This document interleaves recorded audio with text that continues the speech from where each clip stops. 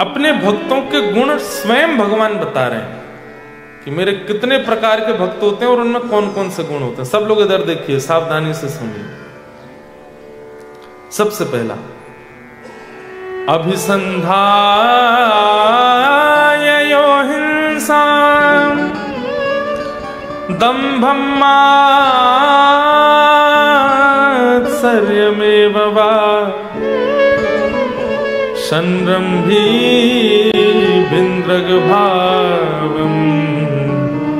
मयि कुर्यात् सतामसः। कितनी अच्छे है ना, बिल्कुल जैसे मानो ऊंचा स्वर लेके लगाया।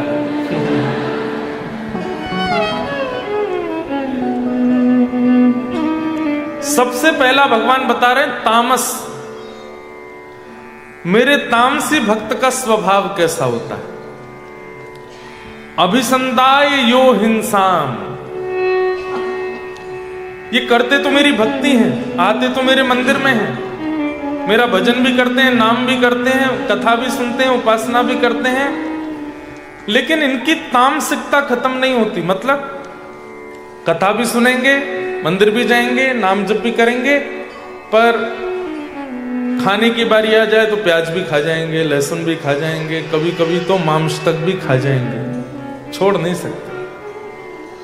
पीने की बारी आ जाए तो चलो सोडा आदि तो कोई बात नहीं, लेकिन वो भी पी लेते हैं जो नहीं पीना चाहिए। मतलब भजन भी करते हैं और सारे संसार के काम भी करते हैं। ठाकुर जी कहते हैं ये तामसी भक्त है। मां ने धीमे से पूछा, आपको पसंद है? ठाकुर जी ने कोई उत्तर नहीं दिया, प्रिय नहीं। और हां या ना अगर ना बोला जाए, कुछ आपने पूछा और सामने वाला व्यक्ति अगर मौन हो जाए तो उत्तर मतलब ना ही है। ठाकुर जी कहते हैं ये मुझे प्रिय नहीं।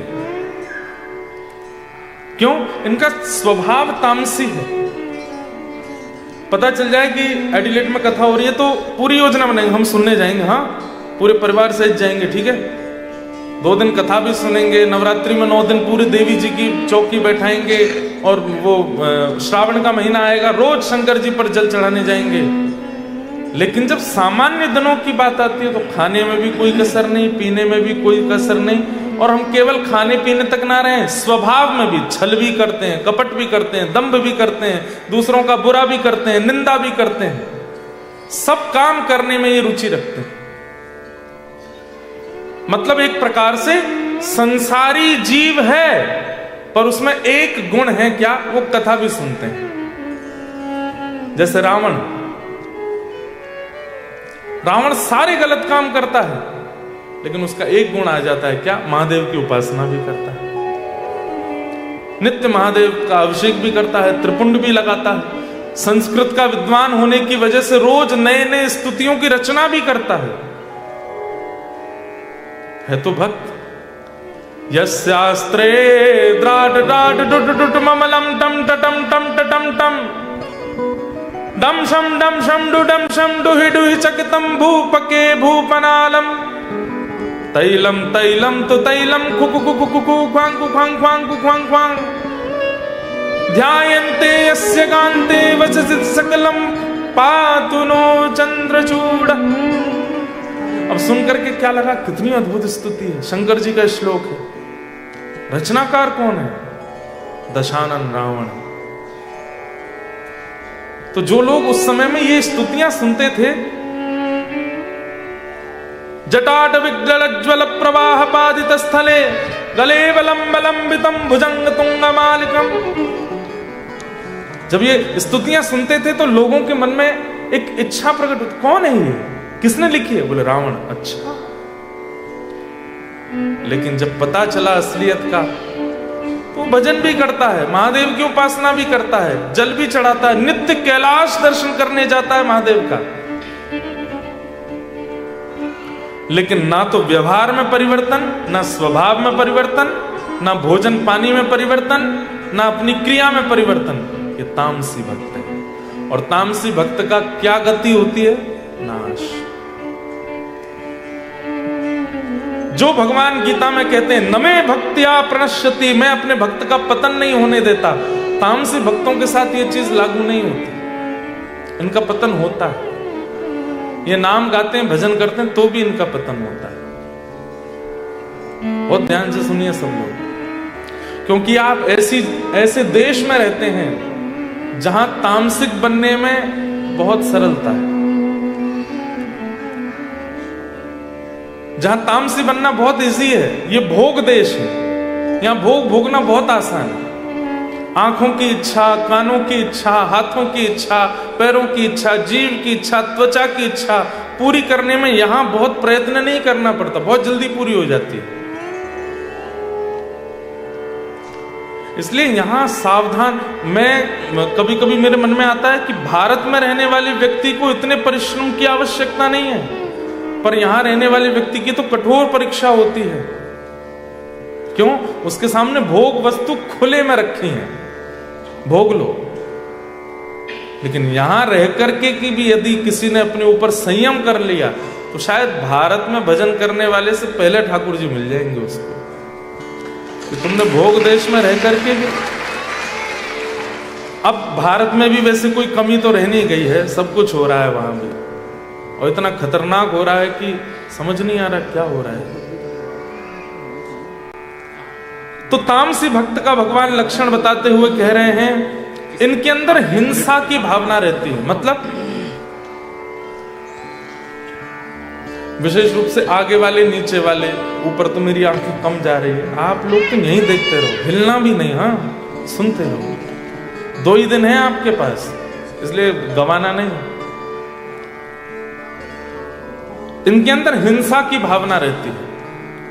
भजन करने से, कथा सुनने से, नियम करने से, नाम करने से व्यक्ति का स्वभाव बदलना चाहिए, लेकिन इनके मन में हिंसा की भावना रहती ही रहती है। जरा सी कोई बात हो जाए तो ये लड़ने पर आतुर हो जाते हैं और अपने आप को भक्त कहते हैं। माथे पर तिलक लगाते हैं, कंठी माला रखते हैं, एकादशी का व्रत करते हैं, और जैसे ही कोई माहौल हुआ लड़ाई झगड़े वाला तो तुरंत लड़ने भी लगते हैं। ठाकुर जी कहते हैं तामसी भक्त, हिंसा कर देते, मार पीट, लड़ाई झगड़ा, गाली गलौज, इन सब में इनकी रुचि रहती है। हिंसा। कितने 2 लक्षण सुन लिए। तीसरा लक्षण क्या है? दंभ। इनके अंदर थोड़ा सा पाखंड भी होता है। पाखंड कैसा? माला इसलिए नहीं कर रहे हैं कि सब मुझे ठाकुर जी मिले, माला इसलिए कर रहे हैं कि सबको दिखे कि मैं माला करता हूं, मेरे पास माला रहती है। कंठी इसलिए नहीं पहन रहे हैं कि मेरा वैष्णव आभूषण है, कंठी इसलिए पहन रहे हैं कि सबको पता चले कि देखो मेरे गले में कंठी माला है, मैं वृंदावन से संबंध रखता हूं, इसलिए गले में पहनते। कथा में इसलिए नहीं आए कि हम परिवर्तन करना है, पता चल गया है कि मेरे फ्रेंड ग्रुप के बहुत लोग जा रहे हैं, उन सबको बताना भी तो है कि मैं भी कथा सुनता हूं। आजकल भक्ति ट्रेंड में चल रही है, इसलिए लोग भक्ति करते हैं, ताकि क्योंकि नॉर्मल किसी कार्यक्रम में जाके फोटो डालेंगे तो 100 लाइक्स, पर भक्ति के कार्यक्रम में जाके फोटो डाले गए तो शायद 350-400 पहुंच सकते हैं, इसलिए करते हैं। मतलब दम्भ, वो केवल नाटक मात्र हो रहा है। ठाकुर जी की सेवा सुनना, कथा सुनना, सेवा करना आदि आदि सब में दम्भ है। 5वां लक्षण कितने हो गए? 1 2 3 4। चौथा लक्षण क्या है? मात्सर्य दोष। मात्सर्य दोष का मतलब क्या होता है? ईर्ष्या। कथा सुनते हैं, भजन करते हैं, नाम करते हैं, लेकिन जैसे हमसे सुंदर कोई आ गया,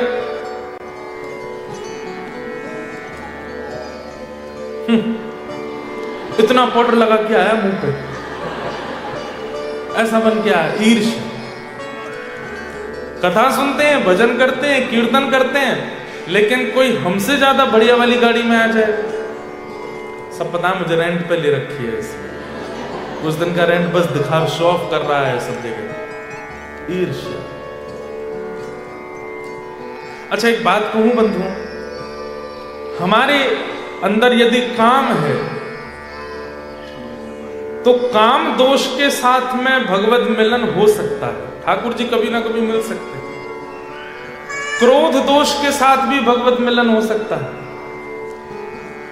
कोई भी दोष संसार का यदि हमारे अंदर है तो वह ठाकुर जी नजरअंदाज करके हमें मिल सकते हैं। लेकिन एक ईर्ष्या का दोष ऐसा है जिसको ठाकुर जी नजरअंदाज नहीं कर पाए। ईर्ष्यालु व्यक्ति को भगवत प्राप्ति नहीं होती, ईर्ष्यालु व्यक्ति को भगवत दर्शन नहीं होता। इसलिए ईर्ष्या पर तो बहुत ज्यादा ध्यान दी। और एक बात कह दूं, इस पंडाल इस हॉल में बैठे हुए भी 90% लोगों में ईर्ष्या है। हमसे श्रेष्ठ, हमसे ज्यादा अच्छा, हमसे उपलब्धि ज्यादा कोई प्राप्त करता है, परेशानी होती है हमको। और ये एक ऐसा दोष है, अगर ये दोष किसी व्यक्ति के अंदर आ रहा है बार बार, तो इसका मतलब क्या है, अभी संसार से छुट्टी नहीं मिलने वाली, अभी बहुत जन्म लेने पड़ेंगे उसको। लेकिन दुनिया का कोई व्यक्ति कितनी भी बड़ी उपलब्धि प्राप्त कर ले, आपसे आगे निकल जाए, आपको दबा के निकल जाए, लेकिन तब भी आपके चित्त में उसके प्रति ईर्ष्या नहीं आती है, तो ये समझ लेना ये अंतिम जन्म है, बस खत्म खेल। अब इसके बाद दुनिया में आना नहीं पड़ेगा, पुनर्जन्म नहीं। ईर्ष्या की मात्रा कितनी है यह भी बताती है कि संसार में अभी आपका कितना भाव बाकी है। ईर्ष्या किसको होती है? आत्मा को होती है, हमारे चित्त को होती है, हमारे मन को होती है।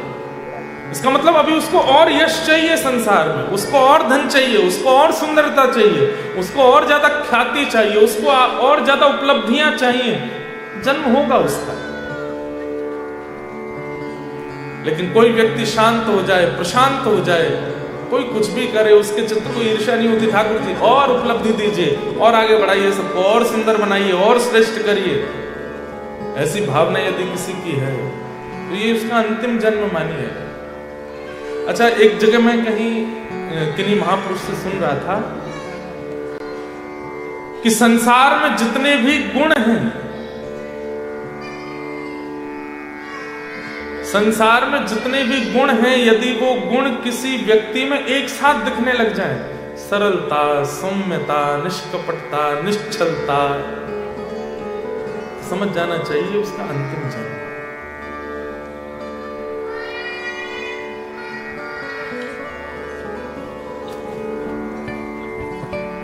मात्सर्य,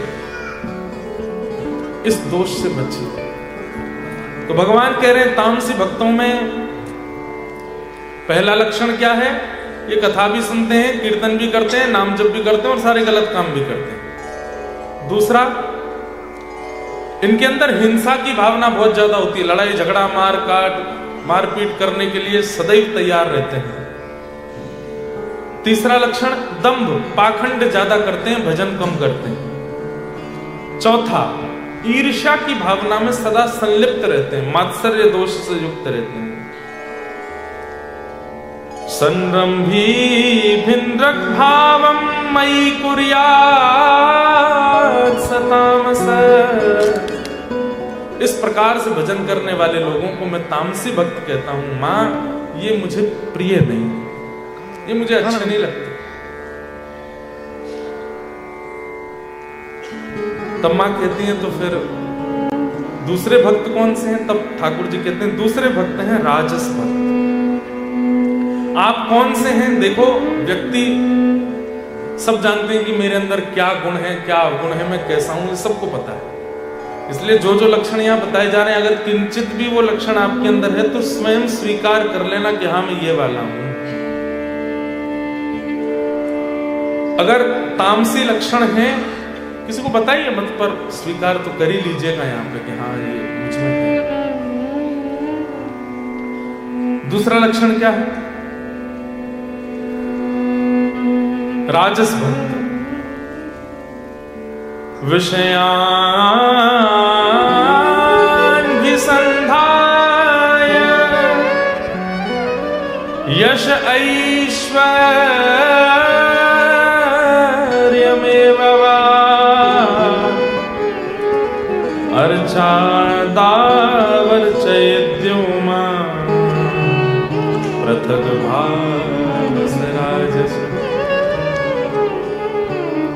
राजस भक्त के लक्षण क्या है? तब ठाकुर जी कहते हैं ये मेरे पास केवल मांगने ही आते हैं, ये मेरे पास केवल मांगने ही आते हैं। हे ठाकुर जी मेरा ये काम करवा दी, सोने का छत्र चढ़वाऊंगा। काम जैसे होने लगता है तो बीच में फिर सोने का तो बहुत महंगा हो रहा है, चांदी का करवा दो। ठाकुर जी को लोभ देते हैं, हे दुर्गा मैया मेरा ये काम करो। वैष्णो देवी पैदल चढ़ के आऊंगा ऊपर, लोभ दे रहे ठाकुर जी को। जैसे कोई राजनेता को लोभ देता है कि हमारे यहाँ का ये काम करवा दीजिए, हम आपका ये काम करवा देंगे, हम आपको ये करवा देंगे, हम आपको वोट दिलवा देंगे। अरे आप ठाकुर जी से डील कर रहे हो, ये राजस भक्त है जो केवल विषय के लिए ठाकुर जी से पार्टनरशिप करने लगता है, बिजनेस पार्टनरशिप हो रही है। हे महादेव मेलबर्न वाली से मेरा ब्याह करा दो कैसे? उसके अलावा कोई है नहीं इस संसार में जिसके संग में रह सकूं, आप एक मेरा ये काम करा दीजिए। हे महादेव आप ही कर सकते हैं। हनुमान चालीसा का पाठ कर रहे हैं दिन रात, कैसे भी हमारा ब्याह कर। हनुमान चालीसा कहेंगे, हनुमान जी महाराज कहेंगे मैं स्वयं ब्रह्मचारी हूं भाई। मतलब